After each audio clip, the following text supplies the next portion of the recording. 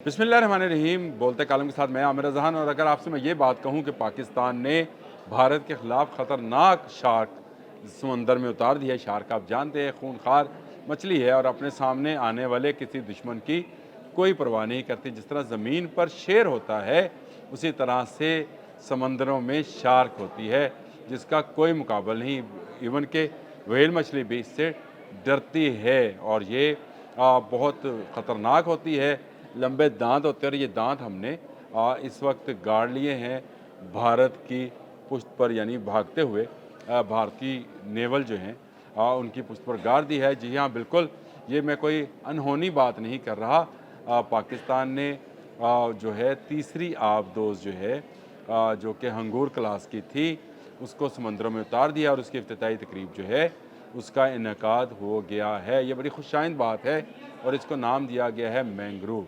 Mangrove जो है ये सिंधी ज़ुबान का लफ्ज़ है जिसका मतलब शार्क का है। जो मैं आपसे बात कह रहा था कि हमने शार्क उतार दी है, तो यही शार्क है जो भारतीय जहाज़ों को और भारतीय बंदरगाहों का शिकार करेगी। अगर वो हम पर हमलावर होंगे तो यही शार्क हमारी हिफाजत करेगी। इस मैंग्रोव की जो इफ्तिताई तकरीब है, ये तीसरी हंगोर क्लास आबदोज़ PNS M मैंग्रोव की लॉन्चिंग की तकरीब थी। वुहान चाइना में हुई। Wuchang ship building industry group ने इसको बनाया और इसमें पाकिस्तान की तरफ से जो चीफ गेस्ट थे deputy chief of naval staff project 2 vice admiral Abdul Samad, जिन्होंने इफ्तिताह कर फीता काट कर इस आबदोज़ को समंदर में उतारा। यहाँ से सफ़र करती हुई ये पाकिस्तान पहुँचेगी। ये हंगूर क्लास की तीसरी आबदोज़ है जो पाकिस्तान में पहुँचेगी और 4 यहाँ पर चाइना में वुहान में ही बनेगी। उसके बाद क्या होगा? उसके बाद टेक्नोलॉजी ट्रांसफ़र हो जाएगी और ट्रांसफ़र होने के बाद 4 मज़ीद आबदोज़ जो हैं पाकिस्तान में तैयार होंगी। पाकिस्तान के पास पहले से अगस्टा जो है सीरीज़ मौजूद है। मैंने उस पर कल भी एक व्लॉग किया था। ये हंगोर क्लास जो हैं ये जदीद किस्म की हैं और इनमें जो है बाबर 3 क्रूज़ मिज़ाइल जो कि एटमी वारहेड ले जाने के काबिल है, उसमें उसको भी इसके साथ इंटीग्रेटेड यानी इसके साथ मुंसलिक किया जा सकता है। जिसके बाद ये शार्क मज़ीद ख़तरनाक हो जाएगी। एक तो शार्क, ऊपर से बाबर। बाबर का मतलब शेर है। शेर और शार्क मिलकर पाकिस्तान की हिफाजत करेंगे। ये कहते हैं कि जी ये है, इसका टाइप जो है 039B जॉन क्लास है जी। 8 आबदोज़ें पाकिस्तान बननी है टोटल पाकिस्तान के लिए, 4 चाइना में और 4 पाकिस्तान कराची शिप यार्ड में बनेंगी, जिसके ज़रिए टेक्नोलॉजी है ट्रांसफ़र। आपको पता है पाकिस्तान JF-17 थंडर भी इसी तरह लेकर आया और उसके बाद पहला तो जो JF-17 था जो क्लास 1 का था, या जी फर्स्ट जनरेशन का था, वो पाकिस्तान ने चाइना से लिया, टेक्नोलॉजी ट्रांसफ़र हुई। फिर उसके बाद ब्लॉक 2 पाकिस्तान में बना और अब जदीद तरीन जो है ब्लॉक 3 बनने जा रहा है। इस मैंग्रोव का जो है सबसे अहम बात इसकी स्टेल्थ टेक्नोलॉजी है।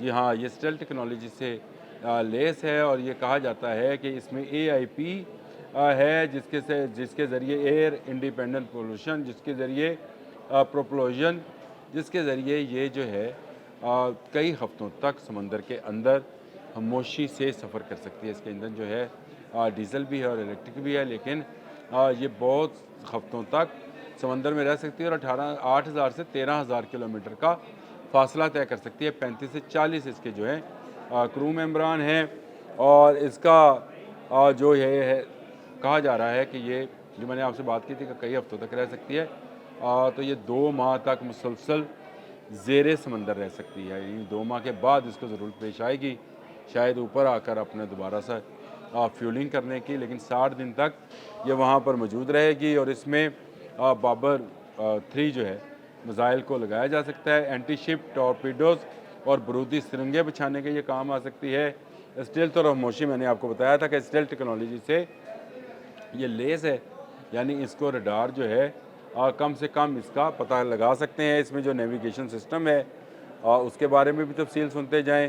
सोनार सिस्टम दुश्मन आबदोज़ों का जहाज़ों का जो है पता लगाने के लिए मौजूद है। इसमें इलेक्ट्रिक वारफेयर, दुश्मन के सिग्नल्स को पकड़ना और जाम करना, ये सिस्टम इसमें लगाया गया है। नेविगेशन जो है इसकी GPS plus inner shell system, इसके अंदर जो मिसाइल्स फिट होंगे वो इनर शेल होंगे, वो बाहर नहीं लगे होंगे, और यानी उनको भी पकड़ना मुश्किल होगा। और पाकिस्तान के लिए ये बड़ा ज़रूरी था कि कुछ ऐसी आबदोज़ें पाकिस्तान के पास हों जो लंबे तक अरसे तक ज़ेरे समंदर रह सकें और पाकिस्तान को सेकंड स्ट्राइक जो है मुहैया कर सकें। सेकंड स्ट्राइक से मुराद ये है कि पाकिस्तान ज़मीनी ऐसे मिसाइल रखता है जो एटमी हमला कर सकते हैं, लेकिन दूसरा जो सेकंड स्ट्राइक है वो ज़ेरे समंदर इस आबदोज़ के अंदर मौजूद होगा, यानी बाबर 3 जो भारत के किसी भी शहर को और किसी भी बंदरगाह को निशाना बना सकता है। तो ये बड़ी अहम बात है। 15 अगस्त जिस दिन ये सारा अपना जश्न आज़ादी मना रहे थे भारतीय, उस दिन पाकिस्तान ने ये आबदोज़ जो है समंदरों में उतार दी, और मैंने आपको बताया उसके लिए बड़ी शानदार तकरीब का इनकाद किया गया। और तीसरी है, चौथी बनने जा रही है, बन रही है। जब ये मुकम्मल हो जाएगी तो पूरी की पूरी टेक्नोलॉजी है ट्रांसफ़र कर दी जाएगी। इस वक्त हमारे इंजीनियर्स और हमारे जो बहरिया के जवान हैं वहाँ पर मौजूद हैं और सारी आबदोज़ों को ना सिर्फ बनते हुए देख रहे हैं बल्कि इस टेक्नोलॉजी को अडॉप्ट भी कर रहे हैं, ताकि हमें फिर पाकिस्तान में जब हम 4 आबदोज़ें तैयार करें तो इसमें हमें किसी भी किस्म की कोई जो है वो ज़रूरत ना पेश आए। PNS अंगोर चीन में तैयार की गई थी। इसमें जो है इसमें हैबत भी एक हैबत है, एक मैंग्रो तो अब बनी है 2025 में। 2024 में अंगोर थी, हैबत थी, 2025 में ही इसके लॉन्च किया गया था, और 2025 में ही जो है मंगोर की है। अब 5 आबदोज़ें जो हैं इसकी बाकी रह गई हैं, जिसके बाद पाकिस्तान जो है उसमें उसकी आबदोज़ों की तादाद टोटल 13 हो जाएगी। और ये टेक्नोलॉजी आने के बाद आप 13 से भी बढ़ा सकते हैं, लेकिन हमें क्या ज़रूरत है जब हमारे पास बाबर 3 है, और बाबर 3 एटमी वॉरहेड ले जाने वाला मिसाइल है।